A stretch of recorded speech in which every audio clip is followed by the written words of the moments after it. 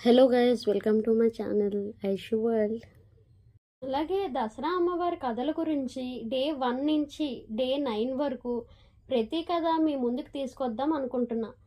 దానికి ఐషు వరల్డ్ని సబ్స్క్రైబ్ చేసుకొని చిన్న సపోర్ట్ అందించండి. కొంచెం లేట్ అయిన డే 1 నుంచి డే 9 వరకు మొత్తం అన్ని కథల్ని మీ ముందుకు తీసుకొస్తాను. ఈరోజు అన్నపూర్ణాదేవి కథ గురించి మాట్లాడుకుందాం. దసరా నవరాత్రులు అమ్మవారి అవతారాల్లో అన్నపూర్ణాదేవి అవతారం కూడా ఒకటి. ఒకసారి భగవాన్ శివుడు తన శిష్యులకి జగత్తు యొక్క రహస్యాల్ని బోధిస్తూ ప్రపంచంలోని ప్రతిదీ ఒక మాయ, ఒక భ్రమ మాత్రమే, నిజమైన జ్ఞానం దాన్ని అతిక్రమించడంలోనే ఉంది అని చెప్పారు. ఆ మాటలు విన్న పార్వతీదేవికి చిన్నగా కోపం వచ్చింది. ఆమె ఇలా అన్నారు, స్వామి, మీరు చెప్పింది నిజమే కావచ్చు, కానీ ఈ మాయ, ఈ భ్రమ అనేది ప్రాణుల జీవనాధారం. ఆకలి, దాహం భ్రమలేనా?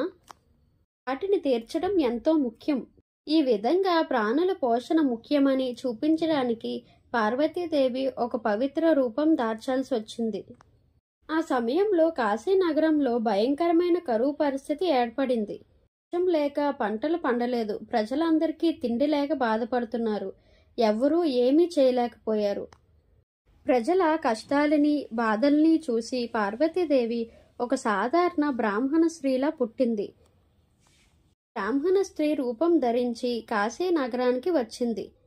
ఆమె చేతిలో ఒక బంగారు పాత్రలో వేడివేడి అన్నం, కూరగాయలు, రుచికరమైన ఆహారం, రుచికరమైన వంటకాలు ఉంచుకొని ఉండేవారు. ఆమె తనను అన్నపూర్ణాదేవి అని పిలుచుకుంటూ ఉండేవారు. ఆకలితో ఉన్న ప్రతి ఒక్కరికి ఉచితంగా అన్నప్రసాదం పంచడం ప్రారంభించారు. అన్నపూర్ణాదేవి పని గురించి విన్న శివుడు ఆశ్చర్యపోయారు. ఆమె ఎవరో తెలుసుకోవాలని ఒక భిక్షకుడి వేషంలో అన్నపూర్ణాదేవి వద్దకు వెళ్లారు. శివుడు భిక్ష కోరగా అన్నపూర్ణాదేవి సంతోషంగా అన్నం పెట్టడానికి సిద్ధమయ్యారు. కానీ శివుడు ఒక షరతు వేశారు. నువ్వు నాకు అన్నం పెట్టే ముందు దానికి బదులుగా నీకు ఇవ్వగలిగినది ఏదైనా ఒకటి అడగాలని ఉంది. నువ్వు నా భిక్షకు సమాధానం ఇవ్వాలి. అన్నపూర్ణాదేవి అంగీకరించలేదు. అప్పుడు శివుడు అడిగిన ప్రశ్న, ఈ జగత్తు మొత్తం మాయే అయితే ఈ అన్నం ఎలా నిజమవుతుంది? ఈ ప్రశ్నకు అన్నపూర్ణాదేవి చిరునవ్వు నవ్వారు. ఆమె చేతిలో ఉన్న అన్నపాత్రలోని చెంచాతో అన్నాన్ని కదిలించారు. ఆ అన్నం నుండి ఒక అద్భుతమైన జ్యోతి వెలువడింది. జ్యోతిలో శివుడు తనే సృష్టికర్త అయినా అది పరబ్రహ్మ స్వరూపమని చూశారు. ఆ క్షణంలో శివుడికి అర్థమైంది, ఈ జగత్తు అంతా మాయే, కానీ ఆ మాయను సృష్టించి పోషించేది మాత్రం ఈ దేవి శక్తే అని.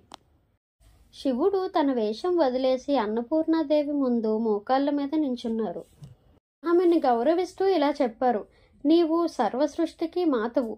నీవు కనికరించి అన్నం పెట్టకపోతే ఈ ప్రపంచంలోని ఏ ప్రాణికి జీవించే శక్తి ఉండేది కాదు.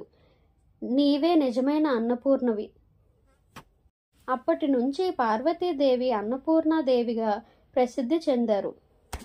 కథ మనకి ఏం నేర్పుతుందంటే, ఆహారం ఇవ్వడం మరియు పంచుకోవడం అత్యంత పవిత్రమైన కార్యం. పోషణ మరియు దయమహత్తరమైన గుణాలు, ఆధ్యాత్మిక జ్ఞానం ముఖ్యమే, కానీ భౌతిక ప్రపంచంలోని ప్రాణుల అవసరాలను కూడా గౌరవించాలి. హిందువులు ముఖ్యంగా బెంగాల్ రాష్ట్రంలో అన్నపూర్ణాదేవి పూజ లేదా పండుగను ఘనంగా జరుపుకుంటారు. ఈ సాధారణంగా డిసెంబర్ లేదా జనవరి నెలల్లో వస్తుంది.